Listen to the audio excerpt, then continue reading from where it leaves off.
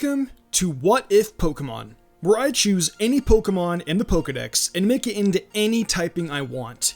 This can be any typing, no rules, no origins. Nothing applies, all logic is thrown out the window. Remember this because it will be very important later on. I will also be excluding Delta Species and Allolan forms. Literally think of it as an alternate universe where anything can happen. Pokemon keep their original names and stats, but they go through serious changes and can undergo any typing change. These typings can be anything you want, any ridiculous combinations, even dual typings. I will bring them to life, but it's gotta be a typing that blows my mind. So whoever can come up with the best type in the comments, I will choose it for next week. You guys have to want this though.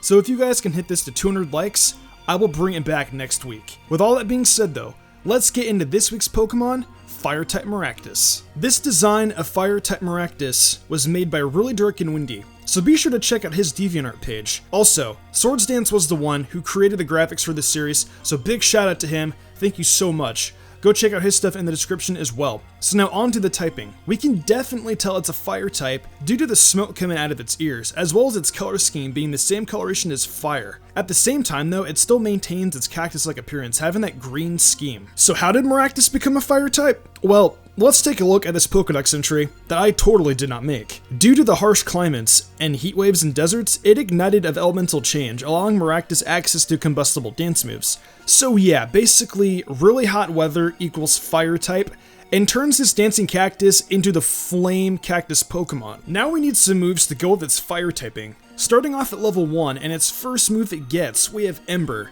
Next up is Flame Burst at level 13, Flame Wheel at level 22, Flamethrower at level 26, Fiery Dance at level 38 because it dances and it's fire type. Makes sense, right? And Flare Blitz at level 50. Note that these moves are not its full level up movesets. These are just the key damaging moves it gets. I'm also aware that Volcarona gets Fiery Dance and it's like an exclusive move, but in all honesty, in this series that I'm doing, it defies all logic, so who cares? Throughout Maractus' level up moveset, a lot of its moves are a mixture of physical and special damaging grass moves, so I feel these fire moves go along with its grass moves it originally learns at these levels. Next up we have its abilities, being Chlorophyll and Flash Fire. I decided to let it maintain its Chlorophyll ability because it still makes sense for it being a fire type, and hey, that double speed is still awesome. Flash Fire because it's been through such harsh conditions, and it's practically fire. Why not let it absorb fire type attacks? As for its hidden ability, I'm going to give it the new Sun and Moon ability, Dancer. In case you guys don't know what Dancer is, any Pokemon using a dancing move, Maractus will automatically copy it. Honestly though, I think that Dancer is actually a really good ability, just because of the fact that Maractus is known for being like a dancing Pokemon. Well, that pretty much wraps up this week's What If Pokemon. If you guys would like to see more of this series, let's smash 200 likes, and tell me some of the Pokemon you guys would like to see in the comment section below.